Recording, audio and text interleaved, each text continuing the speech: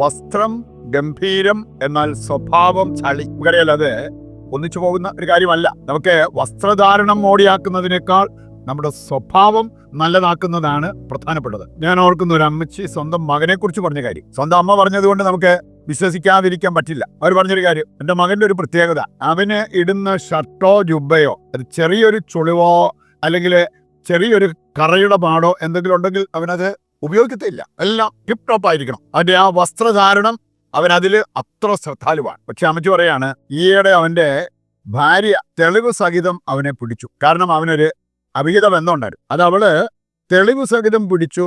അവളുടെ വീട്ടിലേക്ക് പോവുകയും ചെയ്തു. ഇവിടെ നമുക്കറിയാം, നമ്മൾ എത്ര വസ്ത്രമോടിയിൽ നമ്മൾ ശ്രദ്ധ വെച്ചെന്ന് പറഞ്ഞാലും, അതല്ലെങ്കിൽ ബാഹ്യമായിട്ടുള്ള നമ്മുടെ സൗന്ദര്യത്തിൽ എത്രമാത്രം ശ്രദ്ധാലുക്കളാണെങ്കിലും സ്വഭാവം മോശമായാൽ എങ്ങനെ ഇരിക്കും? ദൈവമക്കൾക്ക് സ്വഭാവം അതാണ് ഏറ്റവും പ്രധാനപ്പെട്ടത്.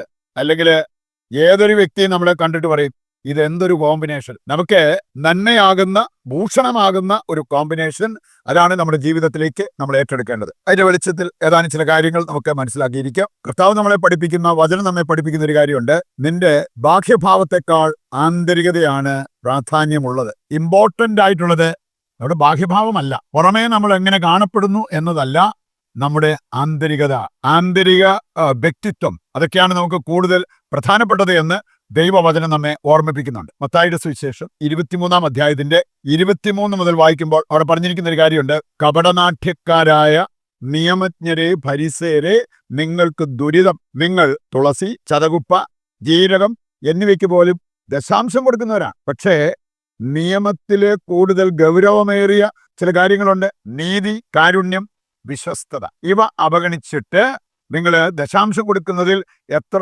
കൃത്യതയുള്ളവരാണെങ്കിലും എന്ത് കാര്യം? അതാണ് കർത്താവ് ചോദിക്കുക. ഈ വചനഭാഗം തുടർന്ന് വായിച്ചു കഴിഞ്ഞാൽ 25-ാമത്തെ വചനത്തിലേക്ക് വരുമ്പോൾ അവർ ചോദിച്ചിരിക്കുന്ന ഒരു കാര്യമുണ്ട്. പാത്രത്തിന്റെ പുറം വെടിപ്പാക്കുന്നതാണോ പ്രധാനപ്പെട്ടത്, അതോ അകം ശുദ്ധിയുള്ളതാക്കുന്നതാണോ? നമുക്കറിയാലോ, നമ്മൾ ഒരു പാത്രത്തിൽ ഭക്ഷണം കഴിക്കുമ്പോൾ അതിന്റെ ഉള്ള് ശുദ്ധിയുള്ളതായിരിക്കണം. പുറം എനിക്കാ പോരാ, ഉള്ള് ശുദ്ധിയുള്ളതായിരിക്കണം എന്ന് പറഞ്ഞ പോലെ നമുക്ക് ആന്തരികത, ആന്തരിക സൗന്ദര്യം, അങ്ങനെയുള്ള കാര്യങ്ങളാണ് കൂടുതൽ പ്രധാനപ്പെട്ടത് എന്ന് ഈ വചനഭാഗം നമ്മെ ഓർമ്മിപ്പിക്കുക. 1 സാമുവേൽ 16:7 വായിച്ചാൽ അവിടെ പറഞ്ഞിരിക്കുന്ന ഒരു കാര്യമുണ്ട്. മനുഷ്യൻ ബാഹ്യഭാവം നോക്കും, കർത്താവ് ആന്തരികത നോക്കുന്നവനാണ്. പുറമേയുള്ള കാര്യങ്ങളല്ല ദൈവത്തിന് പ്രധാനപ്പെട്ടത്. ബാഹ്യഭാവം നോക്കി മനുഷ്യൻ വിധിച്ചേക്കാം, പക്ഷേ ദൈവം എപ്പോഴും ആന്തരികത നോക്കുന്നവനാണ്, ഹൃദയഭാവം നോക്കുന്നവനാണ് എന്ന് ഈ വചനഭാഗം നമ്മെ ഓർമ്മിപ്പിക്കുന്നുണ്ട്. 1 പത്രോസ് 3-ാം അധ്യായം 3 മുതൽ വായിക്കുമ്പോൾ പത്രോസിലേയും പറയുന്നുണ്ട്, ഭാര്യമാരെ, ബാഹ്യമോടികളായ പിന്നിയ മുടിയോ സ്വർണ്ണാഭരണങ്ങളോ വിശേഷ വസ്ത്രങ്ങളോ ഇതൊന്നും അല്ല നിങ്ങളുടെ അലങ്കാരം. പിന്നെയോ ദൈവസന്നിധിയിൽ വിശിഷ്ടമായ സൗമ്യവും ശാന്തവുമാകുന്ന ആത്മാവിനെ അണിഞ്ഞ ആന്തരിക വ്യക്തിത്വം. വിവാഹ ജീവിതത്തിലേക്ക് പ്രവേശിക്കുമ്പോൾ ഈ ബാഹ്യമായിട്ടുള്ള മോടി പിടിപ്പിക്കൽ, അങ്ങനെയുള്ള കാര്യങ്ങൾ ശ്രദ്ധിക്കുന്നത് പോലെ തന്നെ ഈ ആന്തരിക ഭാവം, ഹൃദയഭാവം അത് ശരിയാക്കാൻ നോക്കാറുണ്ടോ? ഇവിടെ സ്വഭാവത്തിന് വരുത്തേണ്ട മാറ്റങ്ങൾ വരുത്തുവാനും ആത്മീയത ഏറ്റെടുക്കുവാനുമുള്ള ശ്രദ്ധയും നമ്മൾ ചെലുത്താറുണ്ടോ എന്നുള്ളത് ചിന്തിക്കുന്നത് വളരെ നല്ലതായിരിക്കും. രണ്ടാമത്തെ കാര്യം, വചനം കൃത്യമായി നമ്മളെ പഠിപ്പിക്കുന്നുണ്ട്. ദൈവം ഹൃദയം പരിശോധിക്കുന്ന ഒരു ദൈവമാണ്. അത് നമ്മൾ കാണുന്നുണ്ട്. സുഭാഷിതങ്ങൾ 16:2 എടുത്താലും 17:3 എടുത്താലും അവിടെ പറഞ്ഞിരിക്കുന്ന ഒരു കാര്യമുണ്ട്. നമ്മുടെ ദൈവം ഹൃദയം പരിശോധിക്കുന്ന ദൈവമാണ്. അതുകൊണ്ട് തന്നെ ആ ദൈവം പരിശോധിക്കുമ്പോൾ നമുക്ക് അവിടെ പാസ് മാർക്ക് കിട്ടണമെങ്കിൽ ഹൃദയം നേരെയാക്കണം. മറ്റെന്തിനേക്കാൾ ഉപരിയായിട്ട് നമ്മുടെ ഹൃദയഭാവം നേരെയാക്കാൻ നമുക്ക് സാധിക്കണം എന്നുള്ളത് കർത്താവിന്റെ വചനം നമ്മെ ഓർമ്മിപ്പിക്കുന്നുണ്ട്. ജെറമ്യായുടെ പുസ്തകം 12-ാം അധ്യായം 2-ാമത്തെ വചനത്തിൽ കർത്താവ് ഇസ്രായേൽക്കാരെ കുറിച്ച് പറയുന്ന ഒരു കാര്യമുണ്ട്.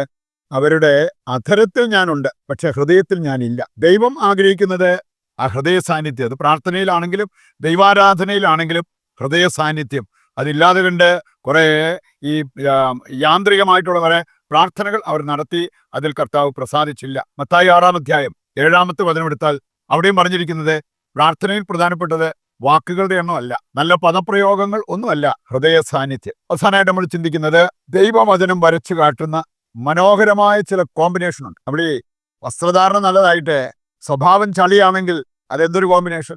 അതല്ല, നമുക്ക് ഭൂഷണമാകുന്ന ദൈവം പ്രശംസിക്കുന്ന ചില കോമ്പിനേഷൻ ബൈബിളിൽ കാണാൻ പറ്റും. ലൂക്കായുടെ സുവിശേഷം 2:52 എടുത്താൽ അവിടെ പറഞ്ഞിട്ടുണ്ട്, യേശു പ്രായത്തിലും ജ്ഞാനത്തിലും ദൈവത്തിന്റെയും മനുഷ്യരുടെയും പ്രീതിയിലും വളർന്നു വന്നു. ഇത് മനോഹരമായൊരു കോമ്പിനേഷൻ. ചില കാണാൻ സാധിക്കും, ആൾക്കാരുടെ ഇടയിൽ വലിയ സ്വീകാര്യത. പക്ഷേ ദൈവത്തിന് മുമ്പിൽ അവർക്കൊരു സ്ഥാനമില്ല. വേറെ ഇതിലൊരു പള്ളിയിൽ നിറങ്ങാതെ പ്രാർത്ഥനയാണ്, പക്ഷെ ഒരു മനുഷ്യനും അവരെ അംഗീകരിക്കാൻ പറ്റുന്നില്ല. ഇതെല്ലാം ശരിയായ കോമ്പിനേഷൻ അല്ല എന്നുള്ളത് നാം മനസ്സിലാക്കിയിരിക്കണം. 2 കൊരിന്തോസ് 5-ാം അധ്യായം 13-ാമത്തെ വചനം എടുത്താൽ അവിടെ പറഞ്ഞിരിക്കുന്ന ഒരു കാര്യമുണ്ട്. ഞങ്ങൾ ഉന്മത്തരാണ് എങ്കിലും സമചിത്തരാണ്. ഉന്മത്തർ എന്നാൽ സമചിത്തർ. അത് മനോഹരമായ ഒരു കോമ്പിനേഷനാണ്. 2 കൊരിന്തോസ് 6-ാം അധ്യായം 10-ാമത്തെ വചനം എടുക്കുമ്പോൾ നമുക്ക് കാണാൻ സാധിക്കും, അവിടെ സ്തെഫാനോസിനുണ്ടായിരുന്നത് ജ്ഞാനത്തിന്റെ അഭിഷേകം. അവൻ ഒരുപാട് വാക്കുകളൊന്നും ഉപയോഗിക്കേണ്ടി വന്നില്ല. ജ്ഞാനമുണ്ടായിരുന്നത് കൊണ്ട് വലിയ വിദ്യാഭ്യാസം ഉണ്ടായിരുന്ന പലരും ചോദിച്ച അവരുടെ ചോദ്യങ്ങൾക്കെല്ലാം ഇവന് മറുപടി പറയാൻ സാധിച്ചു. പക്ഷേ ഇവൻ ചോദിച്ച ചോദ്യങ്ങൾക്ക് അവർക്കൊട്ട് മറുപടി പറയാനും പറ്റിയില്ല. ഇതെല്ലാം കാണാൻ സാധിക്കും. ഒരുപാട് വാരി വലിച്ച് സംസാരിക്കും, പക്ഷേ ദൈവിക ജ്ഞാനമില്ലാതെ. അതല്ല വേണ്ടത്. കുറഞ്ഞ വാക്കുകളിൽ കൂടുതൽ കാര്യങ്ങൾ പഠിപ്പിക്കാൻ നമുക്ക് സാധിക്കണം. ഇതെല്ലാം മനോഹരമായ കോമ്പിനേഷനാണ് എന്നുള്ളത് ദൈവത്തിന്റെ വചനം നമ്മെ പഠിപ്പിക്കുന്നുണ്ട്. 2 കൊരിന്തോസ് 4-ാം അധ്യായം 8 മുതൽ വായിക്കുമ്പോൾ പൗലോസ് പറയുന്നൊരു കാര്യമുണ്ട്. ഞങ്ങൾ എല്ലാ വിധത്തിലും വിഷമിക്കുന്നവരാണ്, അടിച്ചമർത്തപ്പെടുന്നവരാണ്, പക്ഷേ ഞങ്ങൾ തകർക്കപ്പെടുന്നില്ല. സഹനങ്ങൾ ഇഷ്ടംപോലെയുണ്ട്. ആ സഹനങ്ങളുടെ മുമ്പിൽ തകരാതെ നിൽക്കാൻ ഞങ്ങൾക്ക് സാധിക്കുന്നുണ്ട്. പ്രത്യാശയിൽ തുടരാൻ ഞങ്ങൾക്ക് സാധിക്കുന്നുണ്ട്. ഇതെല്ലാം മനോഹരമായ കോമ്പിനേഷനാണ്. അങ്ങനെയുള്ള കാര്യങ്ങൾ ലക്ഷ്യം വെച്ചുകൊണ്ട് ജീവിക്കുവാൻ നമുക്ക് തീരുമാനമെടുക്കാം. അതിനുവേണ്ട കൃപയ്ക്കായി ഈ പ്രതിഷ്ഠാ ജപത്തിൽ പങ്കുചേർന്ന് പ്രാർത്ഥിക്കാം. നമ്മളൊരു കോമൺ നിയോഗമായിട്ട് വെക്കുന്നത് കപടനാട്യക്കാരുടെ മാനസാന്തരം.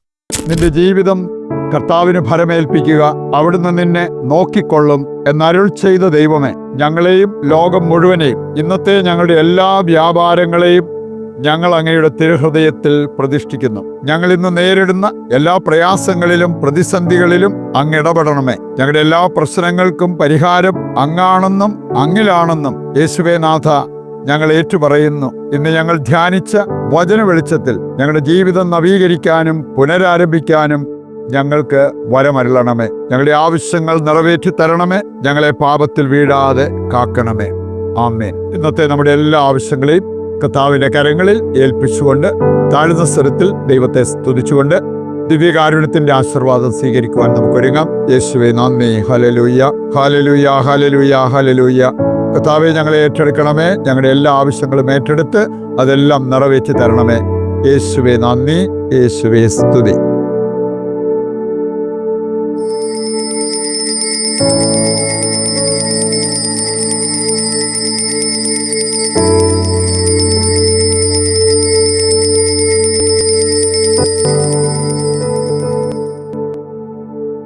പരിശുദ്ധ പരമ ദിവ്യകാരുണ്യത്തിന് എന്നേരവും ആരാധനയും സ്തുതിയും പുകഴ്ചയും ഉണ്ടായിരിക്കട്ടെ. മറ്റൊരു എപ്പിസോഡുമായിട്ട് വീണ്ടും നമുക്ക് നാളെ ഒന്നിക്കാം. ഈശോ മിശിഹായ്ക്ക് സ്തുതിയായിരിക്കട്ടെ. ദൈവം നിങ്ങളെ സമൃദ്ധമായി അനുഗ്രഹിക്കട്ടെ.